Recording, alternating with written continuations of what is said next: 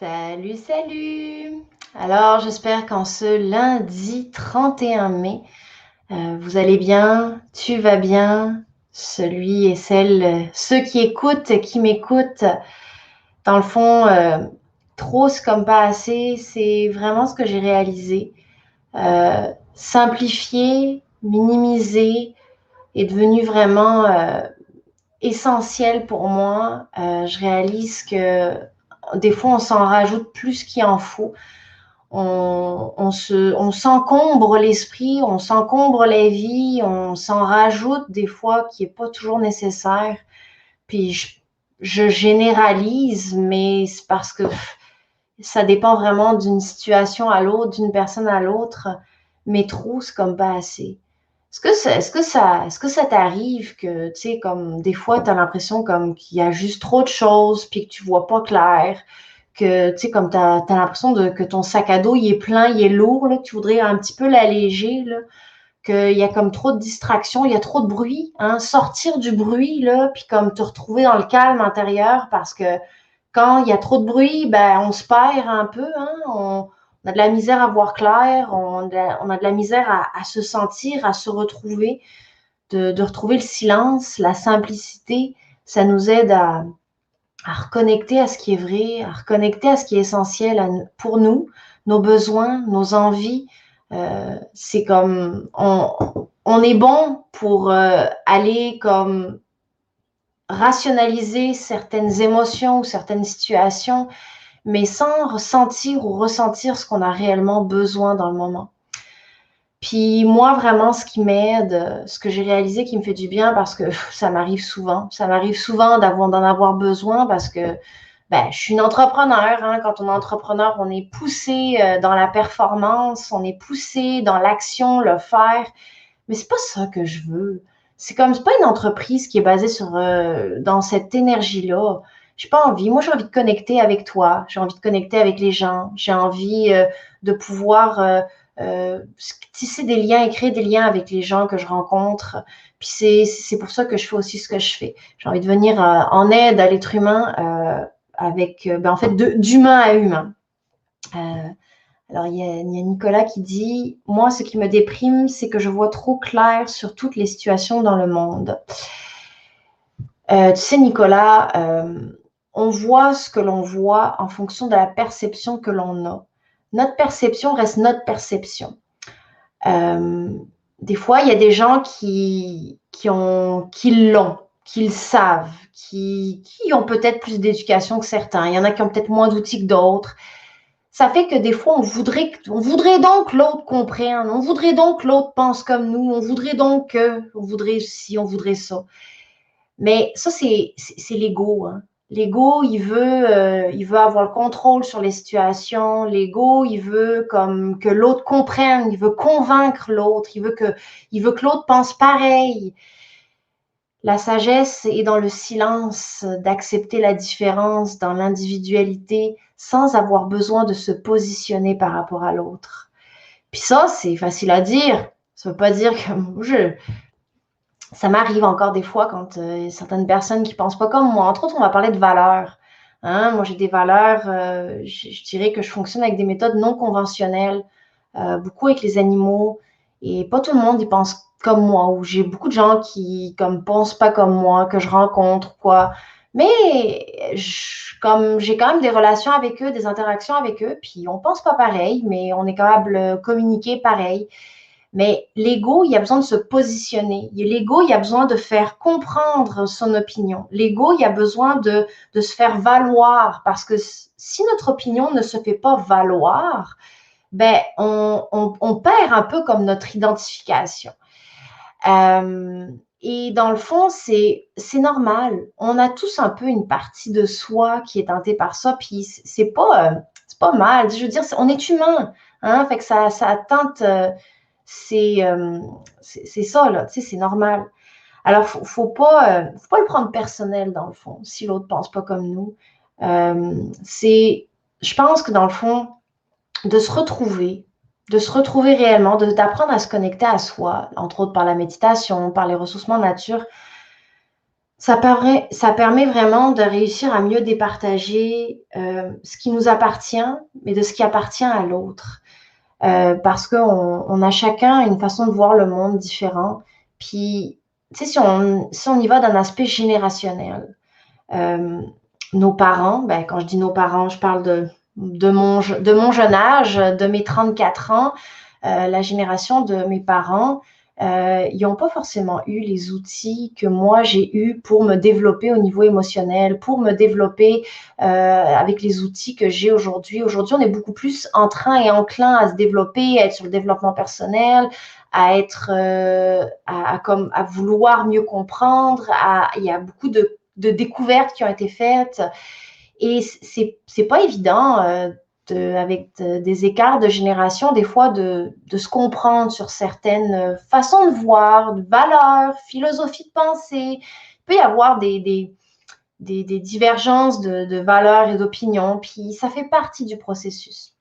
Moi, ce qui m'aide, dans le fond, dans ce processus-là, c'est vraiment, si la personne ne pense pas comme moi, c'est de me connecter à l'amour que j'ai pour cette personne qui va au-delà des barrières de nos opinions, au-delà des barrières de nos divergences de valeurs. Et dans le fond, je vais développer l'empathie que la personne en avant de moi, elle n'a pas les outils, elle n'a pas eu les outils, elle n'a pas développé les outils nécessaires pour voir différemment. Elle fait avec les outils qu'elle a. Et oui, ça se peut qu'elle est dans l'ignorance. Et l'ignorance est une grande source de souffrance. Alors j'accueille que le fait que la personne que j'ai en avant de moi, ben, dans le moment, elle est en souffrance, elle est dans l'ignorance, puis j'essaie pas de la convaincre ou de la confronter ou d'essayer de me positionner à dire ce que moi je pense. C'est pas facile. Je dis pas que c'est facile à faire. C'est tout un processus, hein. Puis la pleine conscience, l'éveil à soi fait partie de ce processus-là. Et c'est pour ça que comme moi, je parle l'importance de désencombrer l'esprit, l'importance de voir plus clair avec plus de clarté, simplifier, désencombrer notre vie, épurer notre vie, simplifier notre vie, minimiser notre... Tu sais, comme venir sans rentrer dans la philosophie de pensée des minimalistes, bien que j'aime beaucoup cette philosophie de pensée-là, mais on a-tu tant besoin de toutes les choses que l'on a? Hein, puis vous allez me dire, mais c'est quoi le lien qu'elle fait avec le fait de l'encombrement de notre vie, puis le fait de se connecter à l'amour dans nos relations, puis pas de se positionner par rapport à l'autre? Ben, ça en a un. Parce que lorsqu'on voit plus clair, puis que notre vie est épurée, hein, peut-être vous mettre en situation du ménage de printemps, on se sent-tu bien après ce ménage de printemps-là? Puis d'un seul coup, on voit-tu plus clair sur nos relations, nos communications et même en dedans de nous, de faire le ménage, il y a un aspect émotionnel et physiologique qui se passe en dedans de nous. Ça ne veut pas dire que de faire le ménage va diminuer des fois l'ego qui veut se positionner ou l'orgueil ou peu importe. Des fois, c'est un besoin, hein, un besoin divergent ou contradictoire ou un conflit de valeurs, une divergence d'opinion, une divergence de caractère, de personnalité. Est-ce que d'épurer notre vie va faire en sorte qu'il y aura moins ça? Pas forcément. Mais c'est, dans le fond, j'ai fait ce lien-là parce que minimiser les encombrements, des fois inutiles, emmène une dose de stress. Des fois, c'est comme, c'est comme, dans le fond, notre tête là est pleine de projets, d'idées, de distractions, qui fait qu'à un moment donné, on a juste trop d'affaires. Hein. On peut pas, comme un ordinateur, rajouter une RAM pour aller plus vite. Hein. On se retrouve avec notre cerveau à pouvoir gérer une même capacité de données, puis on essaie d'en rajouter. Mais à un moment donné, là, ça fait qu'on devient saturé. Puis quand on est saturé, qu'on est encombré, ben on voit pas clair. Puis ça fait une fatigue inconsciente, mais elle est là pareil. Vous savez, qu'on appelle les boucles ouvertes. Les boucles ouvertes, c'est comme les dossiers pas réglés. Si on a 15 dossiers pas réglés, 15 dossiers ouverts, ben qu'est-ce que ça fait? Ça fait que même si on n'est pas activement en train de les régler, nous, une partie de nous inconsciente, c'est qu'on a 15 boucles ouvertes, 15 dossiers pas réglés qui sont en attente. Fait que, qu'est-ce que ça fait? Ça fait que la procrastination embarque.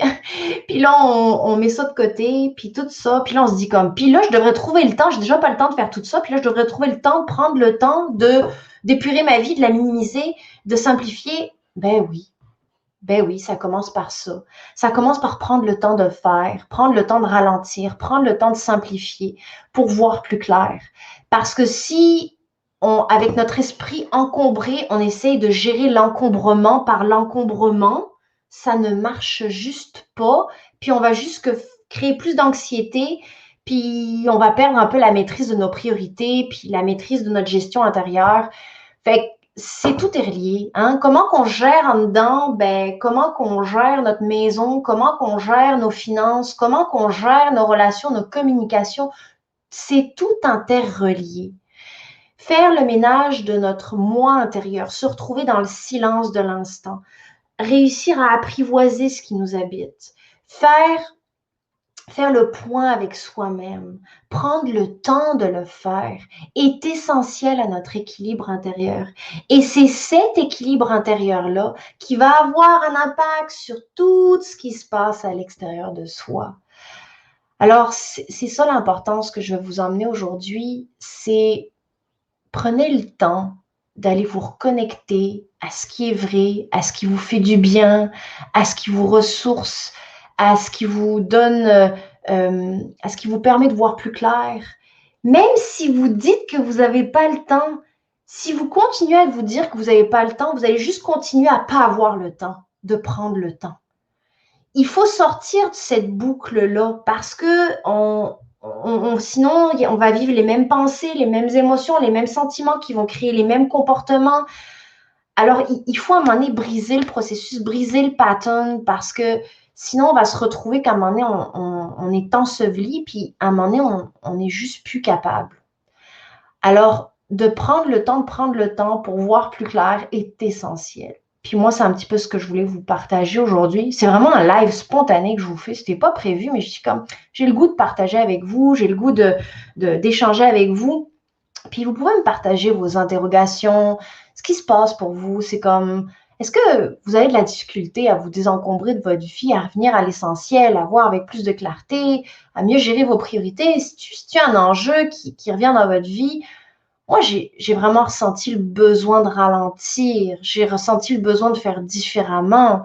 J'ai ressenti le besoin d'être plus en cohérence avec mes valeurs, d'être moins dans la performance, d'être plus dans la connexion avec les autres. J'ai ressenti vraiment ce besoin-là et j'avais envie d'y répondre. Fait que moi, ce live-là est comme une forme, je réponds à mon besoin, mais je partage avec vous, je connecte avec vous, puis pour moi, c'est important.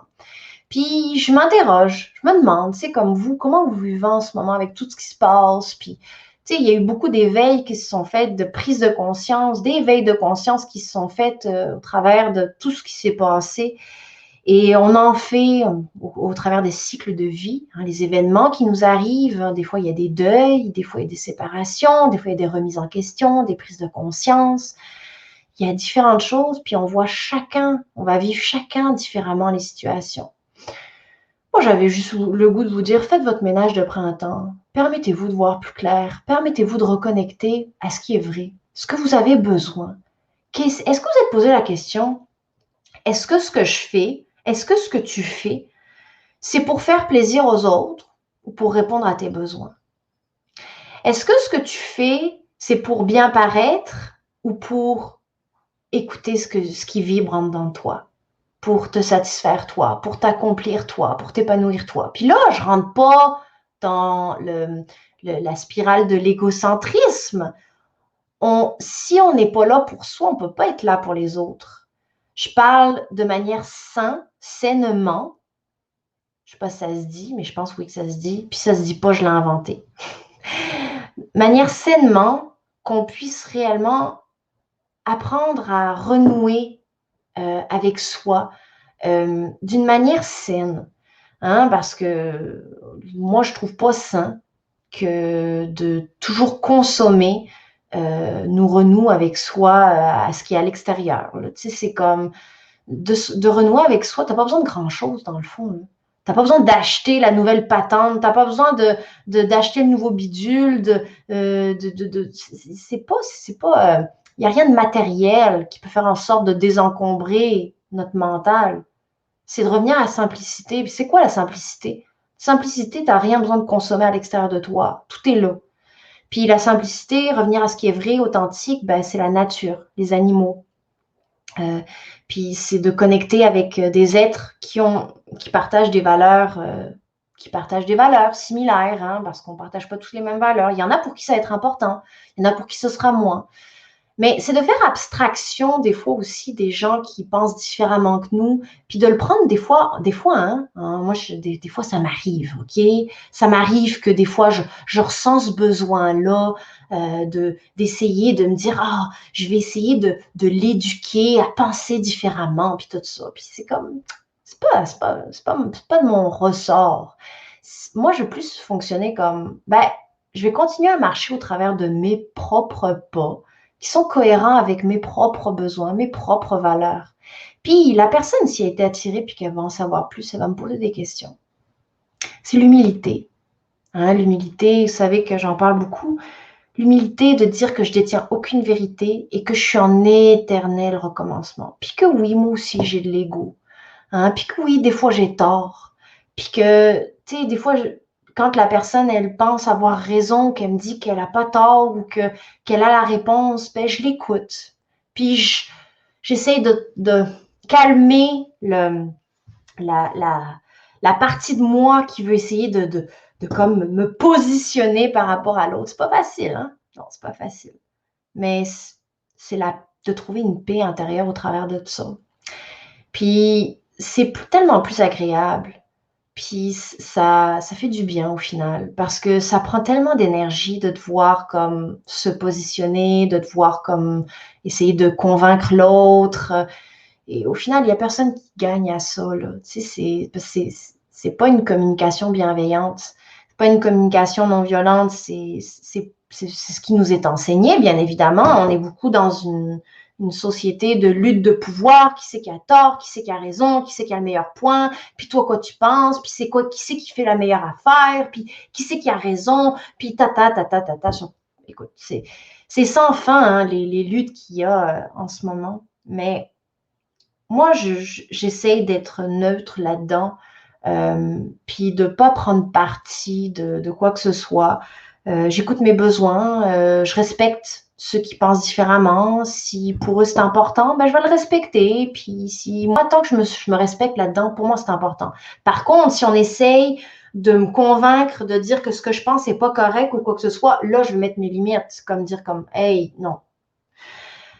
Tout ça pour dire que en revenir au point que voir plus clair nous permet de prendre des meilleures décisions, nous permet de pouvoir mieux peser le pour et le contre d'une situation, voir avec plus de clarté, puis mieux avancer. Puis ça se fait pas, il n'y a pas de remède miracle. C'est juste de prendre le temps de se reconnecter avec soi réellement dans le silence de l'instant. Dans le fond, il y a des personnes qui vont me dire, mais moi, comment je sais quand je suis dans l'ego ou quand je suis pas dans l'ego? L'ego, il répond pas. L'ego, il n'a pas besoin de dire ce qu'il pense. L'ego, il n'a pas besoin de parler ou il n'a pas besoin d'argumenter. Hein? Quand on est dans l'argumentation, qu'on doit se justifier d'une situation, c'est parce que c'est l'ego qui est là. Quand on est dans la comparaison ou qu'on est dans ce que je suis en train de perdre ou gagner de cette situation-là, c'est l'ego, c'est l'orgueil qui pousse à ça. Ça ne veut pas dire qu'on est des mauvaises personnes. On a tous une part d'ego en nous.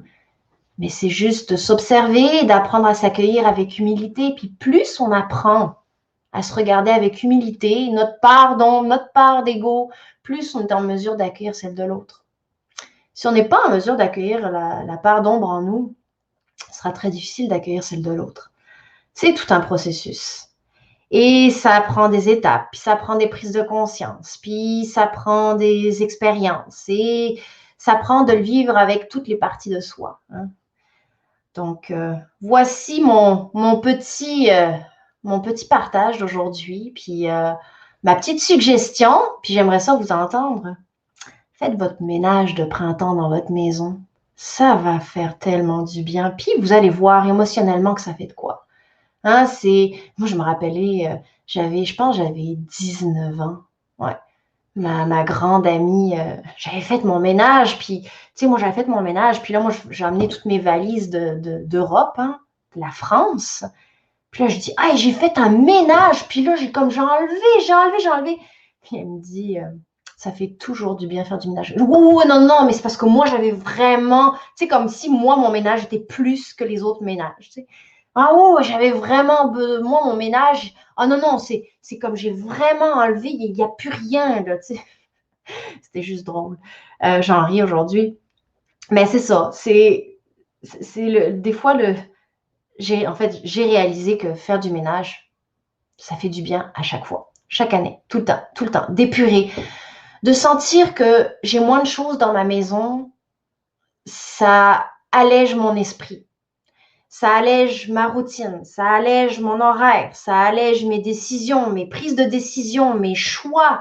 Hein, plus on a de choix, plus on devient encombré. Fait que faire du ménage, ça fait du bien. Faites du ménage. Faites du ménage. Ouais. C'est ma petite suggestion de la semaine.